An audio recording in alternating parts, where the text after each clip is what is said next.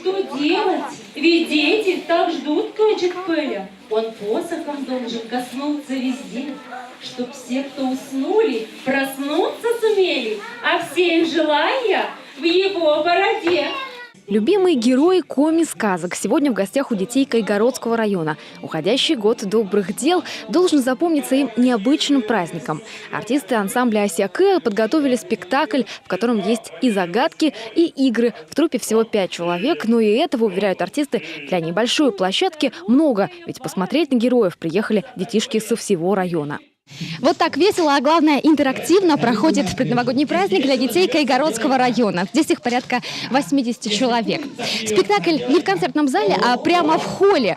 Каждый ребенок может лично познакомиться с коми-дедом Морозом Кэджик-Пэлем, а не только увидеть его со сцены. Главный герой праздника от привычного Дедушки Мороза отличается только внешне. Нет длинной шубы в пол, вместо нее стилизованная малица с капюшоном. На голове шапка-ушанка, а на ногах национальные пимы. Сам такой же добрый, улыбчивый и краснощекий, каким принято быть сказочному хранителю леса. В этом году сказку решили сделать необычную, как Дед Мороз и Снегурочка, а по преданиям коми-народа. То есть я уже не Дед Мороз, а Кэджик-Пэль. У нас есть Перо-богатырь, у нас есть Райда, у нас есть Ветер. Есть, опять же, самый злобный персонаж нашей мифологии Ягморт. И вот на этой основе вот сделали такую сказочку. В общем, достаточно интересно получилось, необычно, главное.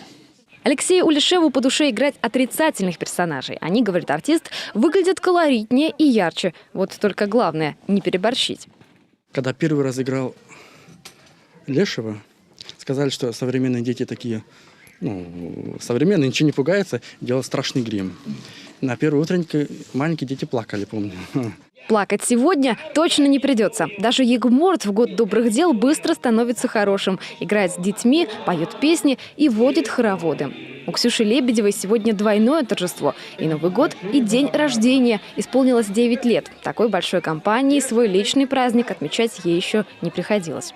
С друзьями, с моей сестрой младшей Вероникой приехала. Мне сегодня понравилось водить хоровод. И мне понравилось, когда мы кричали «Елочка, зажгись!». Сегодня на празднике не только жители райцентра, но и гости со всего района. Творческий десант Республиканской филармонии раздает сладкие гостинцы, привезенные из столицы Коми. Ей понравился хоровод. Очень красивый, веселый праздник, красивые костюмы, много подарков. Детям очень это нравится. Для взрослых зрителей программа другая. Свой сольный концерт в Кайгородок привезла Екатерина Курочкина, артистка ансамбля «Осякэ». Программа «Я лечу над Россией» особенная. Представляет разные регионы нашей страны с их отличной культурой. Наш дом Россия, наш дом Россия, и лучше дома на свете нет. Звучат и русские народные песни, и романсы в обработках наших коми-композиторов. Главное, говорит сама артистка, внутренний посыл. Если откроешь душу зрителям, они обязательно ответят тем же. Если многие артисты берут за деньги сольные концерты, то для года добрых дел мне хочется сделать подарить искусство бесплатно. В деревня и села, в такие далекие, даже далекие села мы поедем, чтобы люди там действительно посмотрели, а что творится в республике, показать культуру. На очереди у артистов филармонии еще более 20 таких же спектаклей и концертов. Их покажут в разных уголках республики за месяц. Так что времени на отдых у коллектива почти нет. Привести добрый Новый год они хотят успеть каждому жителю Коми. Любовь Филиппова, Иван Богомолов, телеканал Юрган, Кайгородский район.